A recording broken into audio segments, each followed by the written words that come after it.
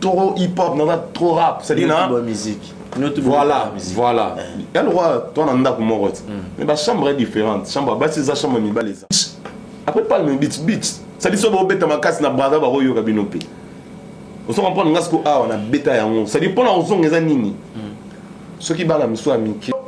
Au communal, ça se crabe, au communal, on l'a fait sur Bakar, Swenden, mais tant on l'a fait Bakar. Au moins que temps en répétition, il y a la souté. Balava Bakar là. Ah, bon, il y a évité.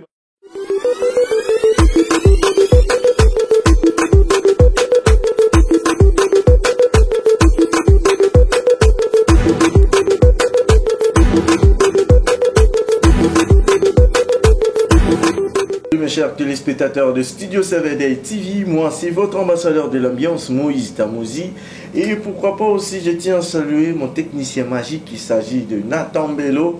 Nathan Bello, big up à toi mon frère, et pourquoi pas aussi à mon boss 7day 7 et à sa femme Valence Assai, et merci beaucoup à mon cordon BH. Il est en train de me suivre depuis Kinshasa, merci beaucoup d'être là, et à son assistant Bruce, merci beaucoup de te scotcher branché dans cette chaîne Studio 7 TV. Et je tiens à saluer aussi Arthur Mwanangongo, et pourquoi pas aussi à Bob Zola et Fula Star Myrna Biona depuis aux États-Unis, et pourquoi pas aussi à Mama Rufa à Londres. Tous ces mondes-là, vous êtes là en train de pousser un peu notre studio, d'aller de l'avant. Merci beaucoup de votre soutien. Et alors pour aujourd'hui, on a reçu pour vous un grand parmi les grands. Il s'agit d'un grand parmi les grands du monde hip-hop. Il s'agit de Joe Cortez. Joe Cortez, il va s'exprimer au micro du Studio 7day TV avec Moïse Tamouzi. Alors j'ai dit Mbote artiste.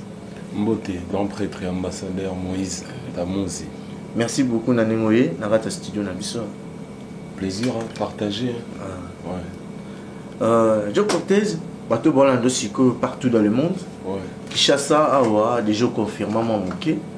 Mais partout non était parce que Horizon Zala Mounine na Kinshasa na Congo. Mais bateau ce que au côté ce qu'on a ba Londres, ba Paris, ba Yebio non noté. Roye bisabango bandeko ba betinet ba 30 ans, ba 25 ans, ba 11 ans que Moto Toyambi, identité naïe, parcours musical naïe. Voilà, voilà, ambassadeur. Merci d'abord pour la question, c'est très bien. J'ai beaucoup aimé la question. C'est-à-dire, à tous, sur la personne dans le monde, un peu partout dans le monde. Alors, ce qu'il faut, c'est-à-dire que Joe Cortez, c'est l'un des artistes hip-hop de Kinshasa, c'est-à-dire l'un des soldats du rap congolais, ou carrément l'un des soldats du hip-hop de l'Afrique centrale.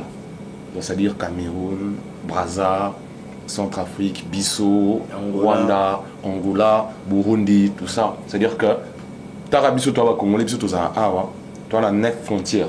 Donc, ce qui est des choses où on peut ça bien, on a Kin, c'est qu'il y a 9 frontières, tout, et eux, ça l'a bien. C'est-à-dire que moi, c'est l'un des soldats valables. Il y a hip-hop congolais, voilà. Siko Troba, Obima na roi liebo, pas motumoro temba moro fopimi, to motumoro boyane ko lakisayo ko nzemba ko rapper après ti ozupe makolo, ozupe maboko puis so tambo. Bon voilà, moni na art ko lakisa ezarma pas si on est artiste, c'est-à-dire to botamara artiste. Mais avec un certain temps et bima kasiko talé bimi. Et puis aux commissions profession. Tu vois ce que je veux dire? C'est-à-dire que on a botama artiste, mais bon moi les alayina nous faut kinétique, faut ni à l'état on colle tellement talent les alayina yo. C'est-à-dire que l'art ils a tellement art ils a la maquilla trop. Donc à partir de pousse animaux mon qui aller et s'exploser bah mon quoi. C'est-à-dire qu'on a un botama artiste avec le temps, tant comme il a 10 ans la côte chorale dans la borne. Tu es marrané Kodim, après tant que tu as ma première secondaire, tout ça les groupes ya rap na baninga tellement vent, il y a hip hop ezalaki makasi, tout ça les groupes na baninga les temps to coller tout ba diplôme d'état, hein, bac ne ba la monde et ça les to comme ce bim ça na ba clip et puis l'élo na comme appena artiste valable avec les fans tout ça et puis moi makambo belé na kin. Ça les to beti ba al de la Gombe, ba Fikin, ba même dans le stade de martyr, tout ça, concert, il y a Divo à l'époque, rappeur, surtout au Betara, on a des concerts à Brazza, on a Ciné Vogue, donc voilà, si on comment artiste, on sort des albums, bah fan nayo bazalaka, bah y'a un concert, donc c'est un peu ça. Obi que ceux qui sont pas bandés à Mokili, on a un musicien tout, on a sur le domaine. T'es dans les landes de l'effort, dans les landes de l'effort. Attends, on va bandé Mokili, on a un touriste, on a un artiste.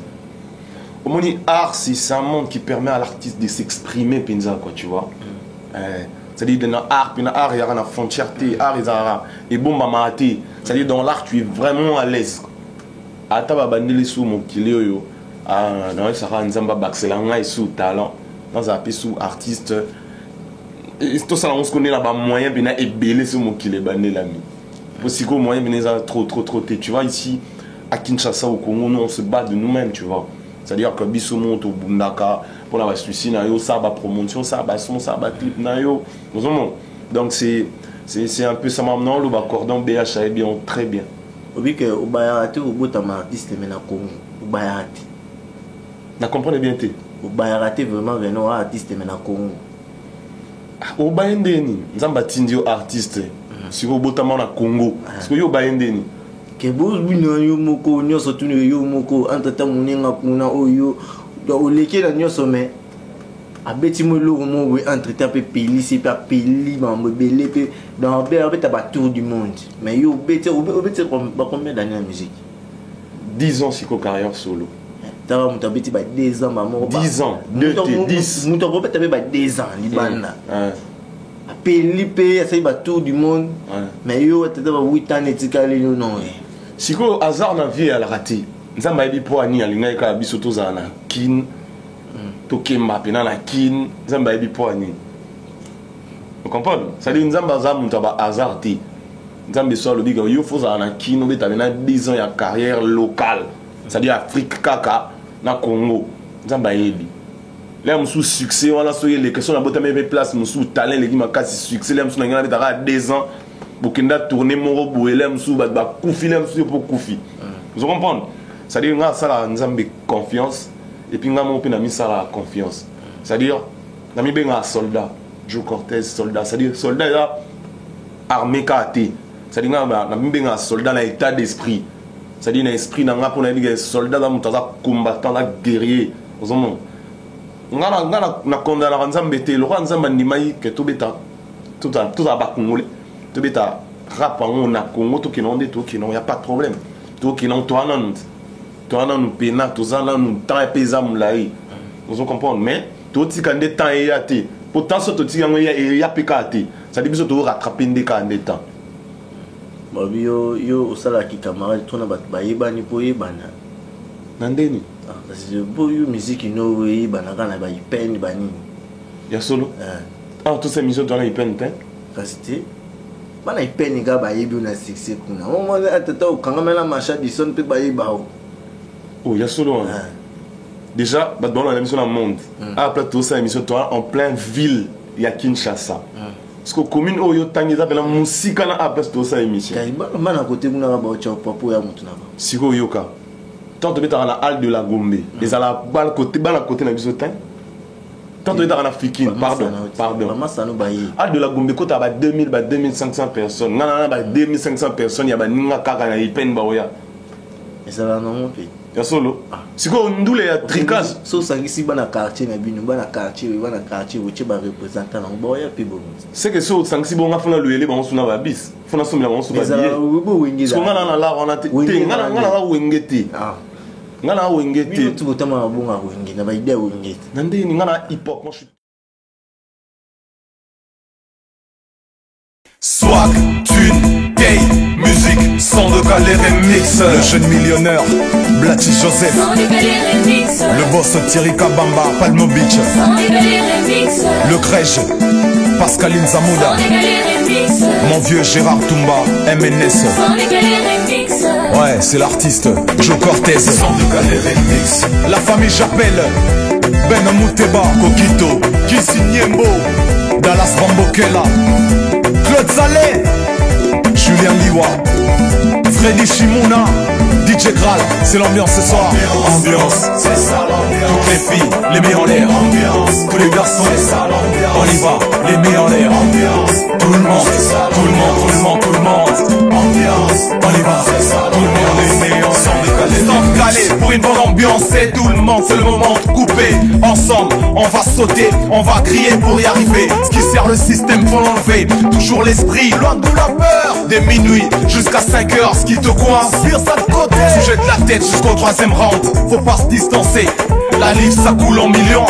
Rien pour faire une action. Fardé pour tout Arta qui adore les millions de stick fanins. 1, 2, 3, tous ensemble le sang. 1, 2, 3, encore une fois sans. 1, 2, 3, à Kinshasa sans. 1, 2, 3 et partout dans le monde sans. Danser, danser, danser, danser tout le monde. Bouger tout le monde. Ngana hip hop, moi je suis trop rap.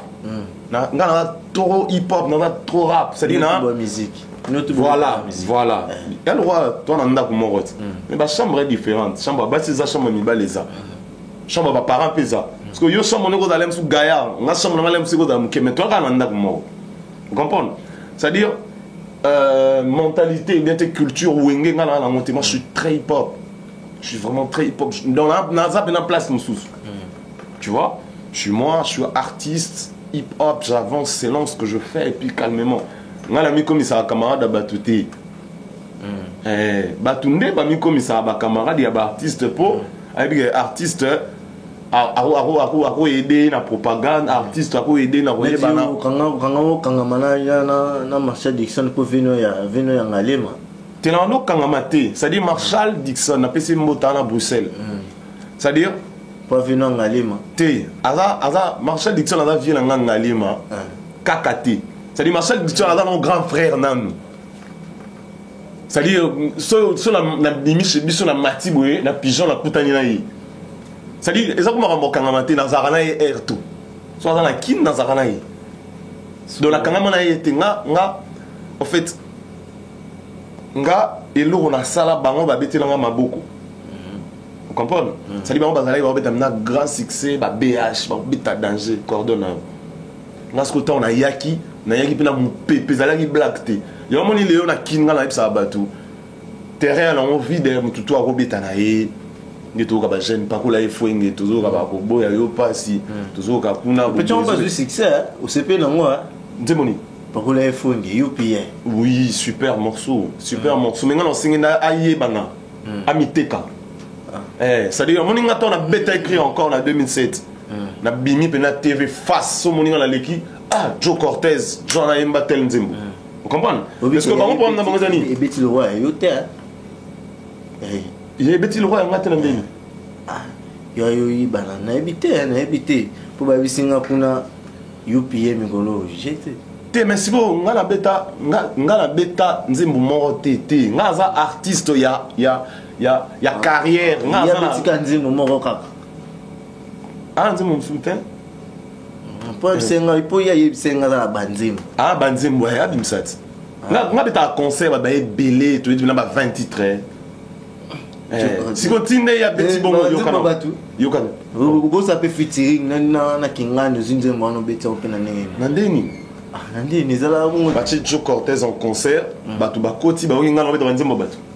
Est-ce que ça là oyime featuring nzembo mo yimbi featuring ngai déjà ba featuring o ba beta nanga na beta ngote na ba concert nanga au moins que azala nanga na scène to beti onai so azate na beta ngote ça il faut la préciser le lo moro moni ngai naza artiste hip hop ya carrière depuis na banda carrière ti lelo na katanate na tikate na continuer à beta.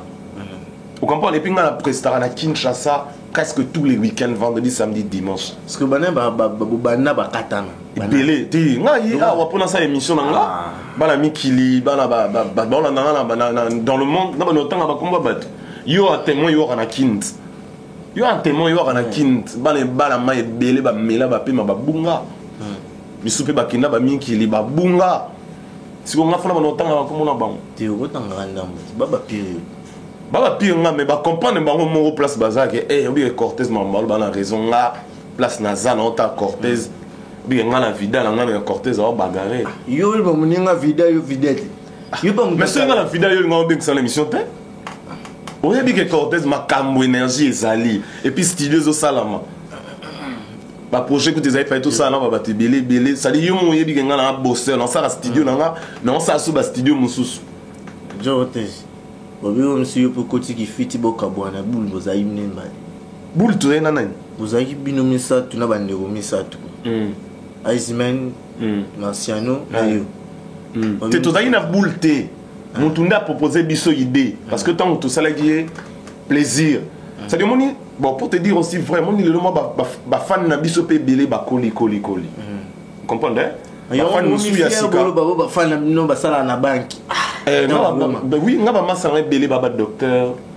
musu ba banquier ce botumbola ba ba journaliste le roi yo musu ba DG tout le monde va yupier point ba yupier ba yé parce que batalanga la te bobi ngana artiste hip hop yasuka abima tu n'as coordonné bien ça oui ça yasuka après nga babima soute na hip hop ça dit que bimeza nini muto ana la soldat za la swag banzimbo na yo yebiso yebo mona yebo mo za na villa aye obet dans la centre ville palme bicho pe ba yebanit ba make mark pe yo journaliste user journaliste yo yebisa bato mais ngana yebisi to na ville palme bicho ya na ciment mutabeta kuna vena biso jibi pia nga sona beta na deux fois nga oyebi makambo nondo na beta na palme bicho deux fois ils ont la fin fond avec ça pour après palme bicho front nini comment on appelle c'est-à-dire babi aroni frontière pour 4 braza babi aroni après palme bicho ça dit so ba beta makasi na braza ba royo kabinope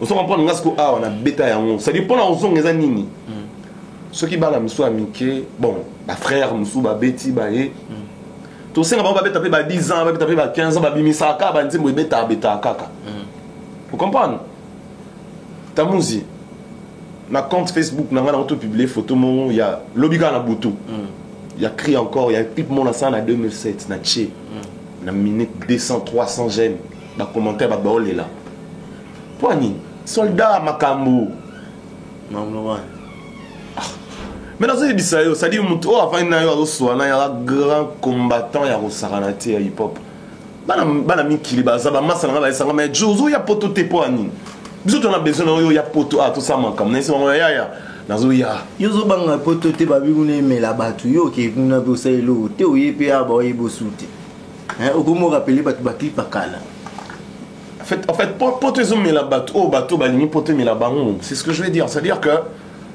bato ba obana mikili poto zo mela bango bon artiste congolais hip hop congolais obana mikili c'est à dire poto zo mela bango parce que bango mo balini poto mela bango yura artiste hip hop oyele msu na tourner mon robot ya festival mon fobo betandule bobeti ndule vide zo ngano kisasa ba futur la no tu rentres chez toi c'est tout mais yo au commun yo changer cap au commun so la fait so bakar swenden mais tant on l'a fait bakar on que temps en répétition il y a la souté bala va bakar là ah boyo éviter ba artiste hip hop msuba comment la poto msuba comment la ba serveur un restaurant au kanga ba on a cop on tonde mais ngana la massa ngana belé ba na mikili ba fan na une grande partie ba fan na yo ba rimé tout le monde makambo eza vrai yo le vérifier te omo ça va ça ba kopa bani mais nga ba masala ba komelanga ah ya yo grand prêtre tel pena ah boyendeni ah ya solo mais bon ya ka boyela kop banini nga na diga ya grand star na grande star na ba kino mais ah ndeni na moni ah comment buka ba so ba fruit na ba comment on appelle ça c'est à dire que ba pomme tu vois ce que je veux dire c'est-à-dire bah pomme bah on commence à là on suit là bah ferme so indeni ça en mode bah il ba na bisoti un tel ah ya solo kitoko mais pour te dire que nga sona qui je vais faire ce qu'il faut faire en Europe et puis je rentre te contenir au monde on a ba grand ambassadeur Moïse dans Moïse na balemba ande to va na biso to 20 tous peu mon copo to le que ça peut moi mon pepaki soso tali na banzembo tu yo beta nzemoni bine so beti pour notre tali mena be nzembo vraiment ça elle roi yo boti 7 bana que je suis talent dans mon amour boué. Moi, mon tu yokaté, yoka. N'a pas de poser la question. Soit on a toutes nos questions, on va poser la question. Yoka. Yoboti dibana, allez. Tout le monde, tout le monde, maintenant pas la tout. Moi, on a dit tout le monde a amené moi, on a dit. T'es à ça là. On a mon kimilo na. T'es mal à kimilo. Ma vitesse me. Tout ça mondateur, tout ça émission, tout ça émission. Ouais. Nzembo ma soutenir na. Nzembo. Oh, mon thème, il y a ba fan na yo et ça, c'est-à-dire. Ma fan va partager par rapport à mes sons. Crie encore. Joe Cortez dans le show, ça va. Bandim le roi cœur qui pleure, on est bête à Tilelo. Bandim cœur qui pleure, zouk love voilà. Si on a bêté en haut lelo, bah chérie non. Vous avez bah son décalé, bah temps de travail, les remix ça sont décalés auto bora grand pote Moïse Tamouz. Si vous moyen de différencier ça mais pour moi ça quand que mon ni moi na liboso quand même dans en air trop. Mon gars moi na liboso on a ce qu'on crie encore. Parce que y a monde l'équipe en train de me sous-tété mais y a on ce qu'on dit qui bimi c'est bien ba petit. Et là donc y a crie encore y a on est pendant truc ba na indi la makambo. Y a on photo na check na Facebook boy. Ba ya ba le ba bijo a open no panza ki mboka. Obi so izale o la kisimo na yo photo. Photo no ya 10 ans après. Ah elle est là et salonné. Allez pour plaisir peut les sarat. Après la fait tout un an. On est ba grand prêtre le roi ba tête tendai. Il y a na kin grand prêtre. Au moins ça na été watanable le ba to saté ba on banane. Mon so côté na tête tendai. Niveau pas ko la yo. Obi go là. O leli pour ba sali o mabe bien té pour oyoki bien leli sio. Parce que yo biso mo na nga atali photo na nga ya kala. A leli. La tini na comprendre. Oui, photo là yo batu ba là. Nga bi ke sobe mo na yo moni photo. So ba là parce que ba okanisa le bon temps. Parce que ça débat ba okanisa la belle époque. Na minute au sommet. Vous comprenez? Ce que ba je na minute ya kino mikilité pour ani. Et on a non, bon les là ne pour na tenti. Te ba là niveau mukili et bon wa maka. Niveau nzete na beta ki bowe mai kabona ba hip ba leki ba fan yo ba na ba maloba mi balo bien. Ce qu'on a ça ndeni so fa na bi maloba mi bale. Ah maloba mi bale. Koto o mekano tala so makambo ezande ya on essaie bango. Tu côté pas na kana poto. Bobi na kana poto lu ba ka bungu. E mo bogzula mo pina bo 7. A wo na ka teto be ne kana poto. Ya prompté. So ba ya ba bendinga mikili na ye za mabete. Est-ce qu'ils ont mabete na ba ya so ba bengi so mikili. Cortez dan de bon makambo ndeni Air France bon tout ça ndeni. Passeport et ça kitoko. Pour makambutu et ça bon hier. Bon festival mo ça fo ya non boy. Na ye mikili. Ce qu'on dit va comprendre makambo. So moni ndeti awa. Et mon tobi msa ba single. Voilà, moi j'ai un album. Album mon scope ça 20 titres yo kate ya. Mais bandit on la biso ya ba 3 minutes, 2 minutes, ba 4 minutes ba beta ba 30 titres regarder chayo ba misusu wana ba rappeur té. Moi j'ai une autre culture. Attends, on doit comprendre yo. Toi na kin, toi na Congo, musique o eza makasi trop za ndombolo. Nous, c'est une autre forme de musique, c'est un autre genre de musique, c'est-à-dire c'est le hip-hop. Lelo kalabando comprendre était lelo hip-hop, il y a un afrobeat et bimi, il y a un vent, il y a un ouest africain, ba obeta, ba togolais, ba nigérien, ba camerounais, ba ghanéen. Musique on a besoin de obeta déjà il y a peut-être 5 ans, 10 ans passés. Ba comprendre bisoté. Lelo siko musique wana ya on té dominer monde, nando mbole kita. Yangot. Et puis tracé, che ba na mai sous poids. Ba na mai baquette. So musique alanga la ndo sala ngo déjà depuis kala. Parce que musique ala sanga ka soutien. Te na kisasa awa mutu.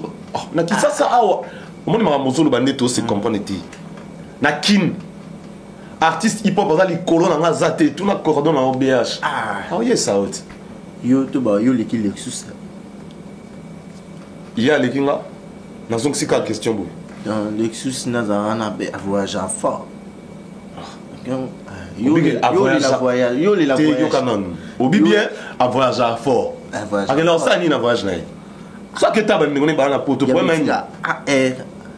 Moi, AR Festival, mon Tala, Yoka, papa. Yo, la forme, Yoka, la transport. papa. Si vous n'avez pas de nom, nous savons, n'a pas besoin de la babine, non. Si vous avez n'a pas besoin de la grande prêtre. Si vous avez besoin de promettre, il y a ma bête. Il faut la star. Il y a l'accent, il y a l'accent, il y a l'accent, il y a l'accent. Moninga, makam na sala na hip-hop ya Congo. Artiste hip-hop monta sala. Na lobi tika ngana défendre. Na lobi lo na tika ngana défendre lo ngana lobi. Ça va. Na otanga kombo cordon BH pamba te. Ala muntu ya makambo ayebi makambo na loba. Loba. Papa, ngana uta chez biso. Na ke studio. Mutu donc na uti chez biso. Et puis c'est là, il a 20 ans, l'homme sous de 19 ans, tu as 10 ans passés. L'autre a 10 ans passés. Vous comprenez? C'est-à-dire, on est chez Bisso, vous avez dit que vous avez un ndoulé. On est dans un cache-cache. Ou tu chic. Tant qu'on y a un uniforme. Ou d'amique à moi vite fait, ou qu'est-ce que tu dis? C'est-à-dire, que chic, il y a un récréation, il y a un d'amique à comment on a un texte. Vous comprenez? Comment on a un texte. Il y a une réflexion dans le ça. Comme ça, il y a un artiste hip-hop ni oyoyebi à Salamo. Chez Bisso, dans le chez Bisso, on a des konzo yo kangisa. Na komi texte là, na ke studio, na moko, na enregistré nzembo, na yé, na moko, na loki réalisateur, ah vie Raf Ngindo, ah na statistique, j'ai soro otala na pesio mbote. C'est la vie Raf Ngindo, ah directeur à programme na Raga Plus, na Kisasa Ao. Vous comprenez? Donc, la loi pas besoin de la studio enregistré, n'a pas vu Raf Ngindo, na bonne délivrer ça dans un clip. Na pesi fait vie même, maman mon ya miki, faire ça dans un clip. Na zu clip wala moko, na quelle on a chaîne ya TV na football excellent là. Les lots na commis Joe Cortez. Vous comprenez maman lo ba? Ezala nga bongo. Te za ka bongo te? Ah, ezala bongo te, na ezala bongo te. Bato yo to yo ka bato yo to tanga o lobi ke otunga so na l'équipe bango. Ba sala des matchs nga salati. Bazala déjà dans le groupe, ba comprendre makambu. Vous comprenez? Bazala déjà dans le groupe, bazala déjà ba mikolo, ba comprendre makambu. Bazala une facilité ya obeta kaka. Pour ba côté déjà dans le monde, bazala déjà ta ba 10 ans avant la katia monde yo kate. Ngata on a yé, s'il te plaît, s'il te plaît. Yo kaka. Ah, le baras, YouTube. Mati. Vous avez dit émission, pour poser ma question. Expliquer la photo, va éviter. Mon ima la photo, va la siko, va éviter. Va comprendre que oh, j'ai un soldat. La vérité, on a besoin de très capital. On a peine na pitangé na. Na ye bibino botu na rabat ka question. Non, t'es tout na tête tout, na on a yambio. Parce que nous avons n'expliquons des marches au la sala. Tout le monde a sala ngo. C'est ça. Na uta chez biso na kena enregistrer nzembo. Ngamo ko na kena sa clip ngamo na kena na TV. Vous comprenez? Ba tu ba taille là ba parler ba panzi mutu crie encore Joe Cortez mais peux-tu abouti wapi? Vous comprenez? Partout dans nos les va dire oh mais Joe Cortez. Mais ça va, moi je suis fan de toi. Vous comprenez? Na ba succès moi mon keko la génération hip-hop. Et puis sérieux là Lexus les gars là obeta danger. Marshall Dixon a été danger, ba Camélia, ba été danger, ba na kina pesi ba mbote ba na Londres. Pas ça, a été danger, ba donc ba KMS. Ça dit hip hop congolais a dit black te série ono. Parce que série on a na beta na pasola na vanda. Ba trouba no kan sanga master ba Lexus na master ba Marshall te ba miko na 10 ans. Mais pression les gars tellement na kota na vanda. Et puis na beta sous deuxième son ça va Joe Cortez dans le show. Ici ça va mais ailleurs zéro bateau nier. On fier la musique non. Tu n'as fierté, nous allons faire comprendre les bateaux. Que Moutou avant dit ah on a Moïse, on a Moukete, azapé valable. Azapé na Moutou bateau. Tala Moïse moni kin est bien mais qui n'est compliqué. Mais c'était arrivé aussi on a quoi mon bébé bizarre que non, bah diminuer yo au vani calme na présence na yo. Makasi. Et comment on a place mon fan dit ah j'ai mon grand fan na ma boyane yo a dimné yo ah parce qu'on a ça ni où est la République démocratique du Congo ça dit mon dans la liberté d'expression la démocratie faut le ba o ya limite mais pour moi dans les comment quand mon la sogi l'aime ça prendre place mon ba mais la télé marqué souba ba babeta nga grand fan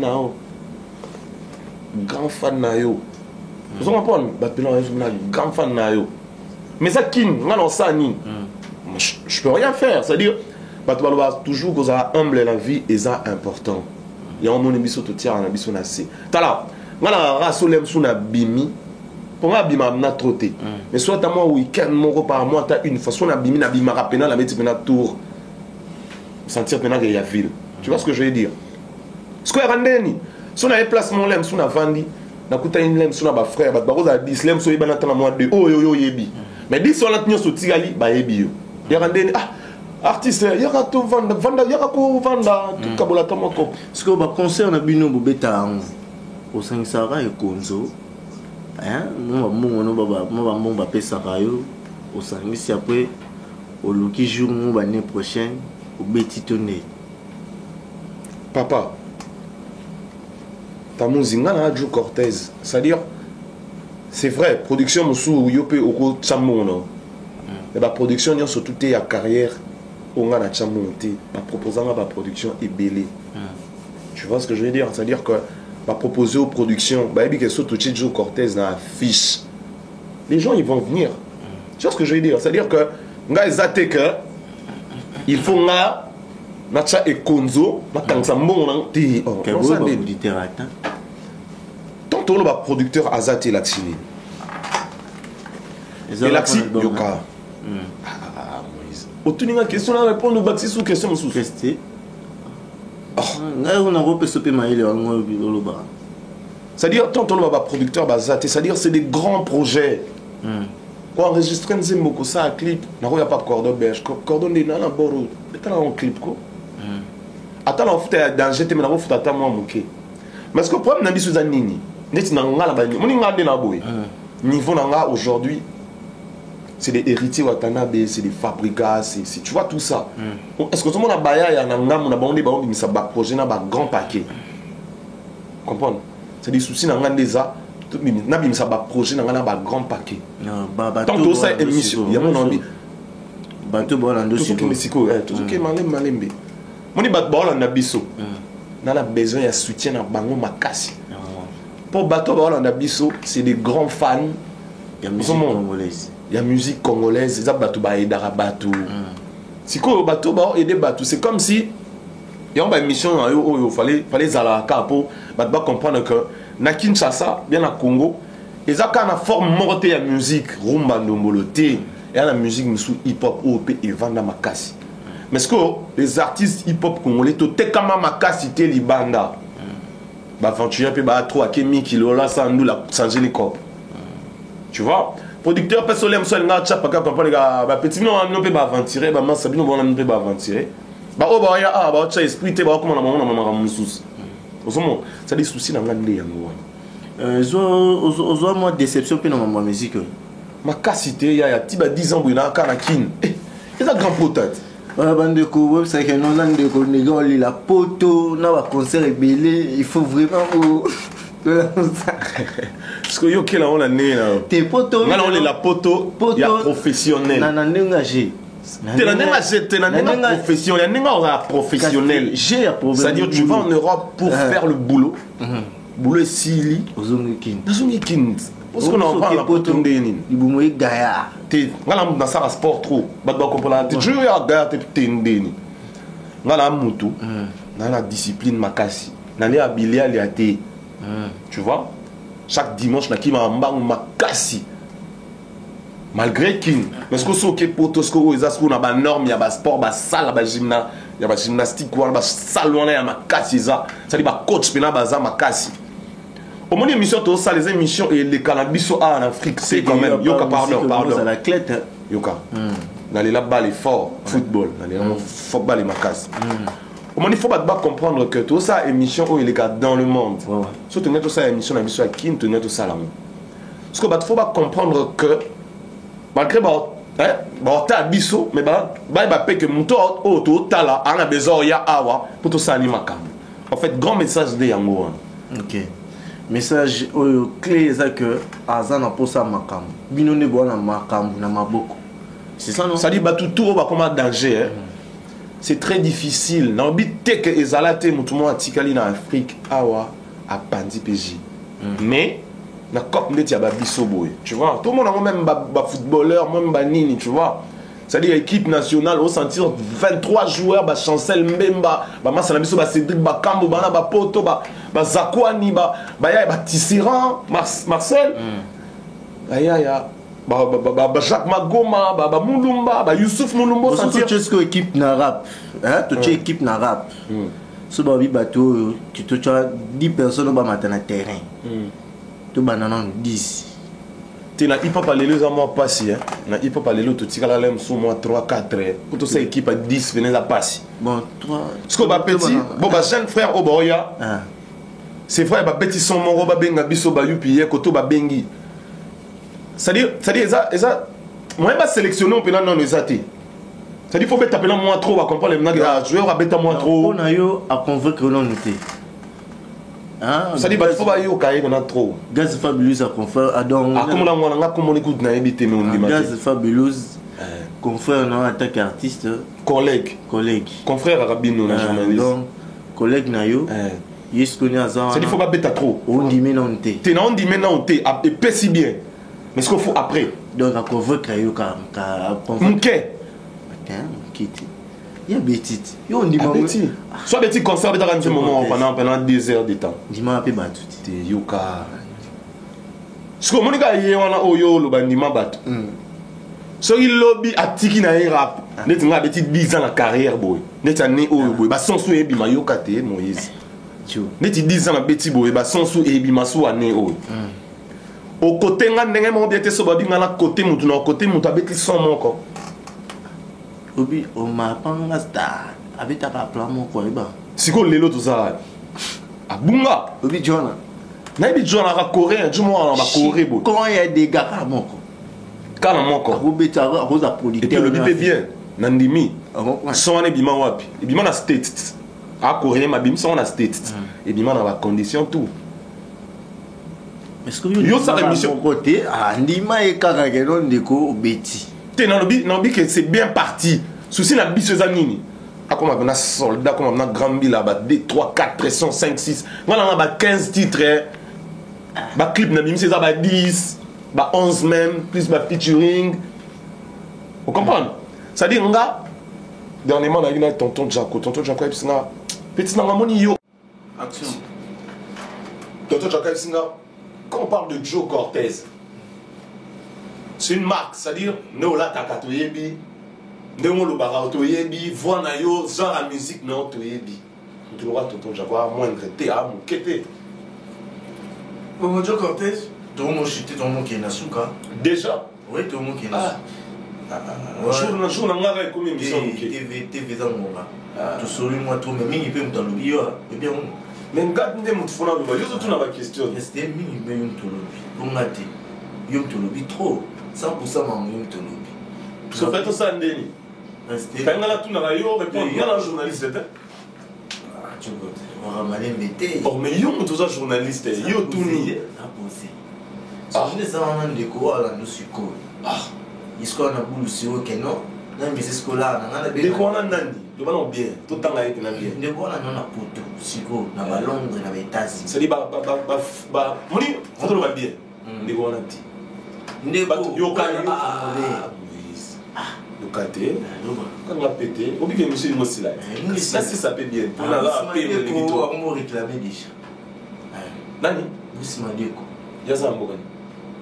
Il y a si ma caméra me t'a coordonné. Tu m'as posé appel là, non? Ah, on t'a dit ça. Quand on entend des trucs, tu as eu moins trop. Nabiboé. Ndeko on a été. C'est-à-dire, bateau va soutenir un artiste. On dit que on va soutenir un artiste, comme ça, artiste va danger. Comme ça, artiste va grand dans le monde. On a besoin de payer pour un danger. Tu as un danger, tu as un danger dans danger. On a moins danger quand on a dit. Il y a un enfant qui a mis qui. Il y a un pote qui est dans danger. Il faut qu'il y ait un poteau. Il faut qu'il y ait pardon, il y a un poteau. Seven, Mike Valencia. Il faut qu'il y ait un poteau. Ngai nazaka mwanda na kisasa mais ce qu'on a kisasa ka bino mongo bat bara na kina ba loba ke mais yo oza ah mais ngam na ça ba ngona le kutu te Non, nous coûte tout. Mais la kin. Et ça, on a grand bien. Et ça, on a grand bien. Mais il y a que l'Europe, c'est parce que je rêve grand, je rêve sortir mes projets dans des grandes conditions, dans des bonnes conditions de la vie. Ça dit le professionnalisme paysan. Il y a un moment où il désamène parce que ici, on continue à faire. Tu vois ce qu'on a fait il y a 10 ans, on continue à les faire et puis on les fait toujours. C'est-à-dire on a vipé, chaque fois on les a pour nous, pour l'attendre de Yomo, pour ça le de l'État Madès. Ça va? Tu vois ce que je veux dire? L'objet de voler attendre et ça est l'autre. Le beau de l'autre, on a le temps. Bandeko, les autres mots qui sont émission la mission pour la lélo. On a pu suivre un beau théâtre, on a qui bon scotché, bon c'est un peu bon artiste. Il y a un bon parmi les baïfos, bah même vent ma place na hip hop petit lélo, raison de ma vanne na naza sous silence. Tu voyais bah silence en mot. Tes silence c'est ça, il y a peut-être Liban dans Moka. Ah silence c'est ça. Ah ici on a les sons qui tournent, on fait des concerts, on avance tout ça. Mais Liban dans moi mes accueils. Liban dans faut pas yo comme Nasco aussi koyo. Faut voyager quand. Tes problèmes dans les accueils. Faut te servir puis bah tu payes à Liban. Faut voyager. Yo quand même quand on voyage né. Parce que bah Liban là on te servir bah on a la kin, tout finalement bah soka dans les réseaux sociaux, dans la plateforme à téléchargement. T ça dit photo ya sur place, aussi dans les a dans une ngapé non comme ça album T parce que son émission a ils a vraiment dans la condition bien T. Il faut vraiment que je sois sur place en plein Paris en France ou carrément à Bruxelles, en Belgique. 20 titres. Album, il a 20 titres, s'il vous plaît, Maurice. Album, il a très sérieux, Afrobeat, Amikolo et Bani. Je sors pas ça parce que, condition, il y a des disques en Afrique, ils ont bien été. Il y a un souci dans les années. Moi, je n'ai pas peur. Mais ce qu'on a dit que 20, sur les accords, on a retenir pour tout bimisa par rapport, il y a 20, il y a 6 couilles. Mais enregistrement, tu as 2 minutes. Mais quand c'est 2 minutes 30, 3 minutes. Non, 4 minutes. 5 minutes. Mais ce qu'on a, toi, on a 10 minutes. Si on taille l'album, on a les lots. Par contre, on a 3 minutes. Si on a 2 minutes, ça va comprendre. Mais qu'est-ce que tu as dit? Moi, je ne suis pas chanteur Rumba, non. Moi, je suis rappeur. C'est-à-dire 3 minutes déjà pour comprendre l'idée à Nzembo. On termine ici pour que tu chantes. Tout. Numéro, non, moi je ne peux pas encore désannoncer. Si vous avez ça, donc il faut désannoncer, on peut se voir qui bat, on peut se payer le numéro. Tu as repris ça avant, et puis il y a ce que tu as désannoncer. On peut se selon norme et ndap maman. Et il y a un ndap maman. Tu n'as pas proposé de payer l'andap pour nous payer bien. Et on a payer sa loi. Tes loi, tes propositions. C'est-à-dire que nous allons servir. On peut se servir dans le milieu de tu es un qui n'a pas eu mais au servir selon vous yoka au ça m'a fait bouger je cortez dans un dimanche pas mais yo lire anime bon c'est là non so comprend yo linga lo ba wangila ba fumba bani mais so ngala linga loso pondu Mandeko comprendre ya ba comprendre nga naseni bandeko tout bala dans na Paris wana na piscine moto ba Gilles Roman il y a non à Paris, il a pu sur un théâtre. Tel site à Mouzi, petit frère au hasard, comme on a Charlotte, aux États-Unis, on a pu sur un théâtre. Believe Madé, qu'on a pu sur un théâtre depuis, on a pu à propre. Et pourquoi pas aussi, Janine Gamini depuis Afrique du Sud, Boss 7 Day, on a pu sur un théâtre, permis à Madame Valacia. Et pourquoi sur la maman Oufa, Cordon BH, on a pu sur un théâtre, place Yozali. Secrétaire Nabiso Azama Makasi Bongo Pona Rolandela Bama Nabiso Lola Mama BBC. Yazala Wana na Pesimo Tena Iket Tumba. Moi si on ya propre, moi si on a pembe, Faliga Awa. Moi si on a pembe, ça la émission A. Moi si on a pembe, ça la et puis il capte le monde. Il n'y a pas tellement de mal à Moïse Tamus. Kitoko, peut-être Moïse Tamus. Mais on a bien aux États-Unis, la PCM trop. Et pourquoi pas aussi, Nassi Luzala, Ngiamba Mbele Nathan Yebomaza na sima caméra wasa la ngala makito poto émission oyo makito ko c'est pas makasi bongo alanga nzembo na tina celui que Judith Bimbaki la rap pêcher moto trop depuis Kinshasa. OK, donc chers fans qui se trouvent dans le monde. Lui c'est mon frère l'ambassadeur, chaque fois qu'on fait l'émission avec lui c'est toujours ça, il me taquine mais pas à l'aise. Mais je le comprends, c'est mon frère. C'est-à-dire que c'est l'artiste Joe Cortez, l'un des soldats hip-hop congolais. On continue à travailler. Je sais que mes fans, vous êtes dans le monde. Il y a même des potes qui étaient ici à Kinshasa, ils sont maintenant dans le monde. C'est-à-dire qu'on est toujours ensemble, malgré la distance, mais vous êtes toujours dans mon cœur, je le porte toujours. C'est-à-dire qu'il y a un album de 20 titres presque fini. On cherche le soutien, on cherche un producteur, les gens qui peuvent nous soutenir. Donc, on est ensemble, on continue à travailler, vive le hip-hop congolais. Le hip-hop congolais est toujours vivant. C'est pas mort, nous on continue à travailler. Donc, c'est Joe Cortez, depuis Kinshasa, République. Veuillez me soutenir, donc veuillez me contacter. Voilà, on a besoin de venir aussi en Europe pour vous proposer le projet qu'on a commencé à travailler ici. Donc voilà. Donc on est à Kinshasa, l'album est presque fini, mais on a besoin de vos soutiens pour qu'on sorte ça dans le monde. Donc bisous à toutes les filles de l'Europe, à toutes les filles de l'Amérique, à toutes les filles de l'Asie. Donc et salam à Yamaya et à tout Banami qui est un peu partout dans le monde. Donc c'était Joe Cortez. On est ensemble, donc voilà. Loin des dieux près du cœur. Joe Cortez, et le mot à le bara vrai ou faux? Non, le bara yo le biga vrai, na faux. Ah, oui, monsieur Chili. Qu'est-ce que c'est? L'autre celui qui a la vrai faux, yo yembi. Non, t'as na kiti pena. T'as mais kiti, nous sommes sur les colos ici. Et à UNESCO faut réfléchir sur question ni ambassadeur ce qu'on a dit. Yo on a tuna, on appelle bino, soba tuna tuna bino kaba de tuna ba kiti. Ce qu'on a tuna. Na rappé pour tout té. C'est là on se répète. Clip 20 titres. Soba tout si ça dans clip. Vrai ou faux? 20 titres. Oui. Vrai ou faux? Qui est en beat. Jusqu'au Si si graté. Yo c'est là dans le bas. Yo non Moïse, pardon Moïse. Pour déclarer moi bien pour la vie là yo. Ça dit ngane dans bibo et dans longa. Ça va. Et Simba. Victoire, merci beaucoup mes chers téléspectateurs de Studio 7day TV. Moi, c'est votre ambassadeur de l'ambiance. Je suis toujours heureux d'être à côté de vous, à côté de mes invités ici. Merci beaucoup de votre hospitalité, d'être toujours auprès de nous, de votre Studio 7day TV, votre chaîne préférée. Quant à moi, je vous dis à très bientôt et je laisse mon micro à mon artiste de chanter par rapport à Yabatu ou aux Obimamekolo. C'est-à-dire j'ai 20 nouveaux morceaux dans ma tête, je sais pas ce qui m'arrive à la tête, je peux faire quoi. Bon, tout rappeler mon bablo à Kala, ça fait du bien quoi. On peut faire quoi? Ouais, crie encore, crie encore, crie encore, crie encore, crie encore, Joe Cortez, crie encore, crie encore, crie encore, crie encore, crie encore, je perce. Sans cesse, couloir difficile, mon souhait toujours plus. Le rap au bled, transformé en black, les d'autres années ça pousse fait de flouze. Suis trop gêne, bougé Kinshasa, je suis revenu en force, je vais parler comme ça. Pur son du droit, on les griffes à Kinshasa, crie encore. On m'appelle Corte, l'artiste. Je perce sans cesse, couloir difficile, mon souhait toujours plus. Le rap au bled, transformé en black, les d'autres années pour se faire du flouze. Suis trop gêne, bougé kin, je suis revenu en force, je ferai comme ça. Pur son du droit, on les griffes à Kinshasa, crie encore. C'était Joe Cortez. À très bientôt.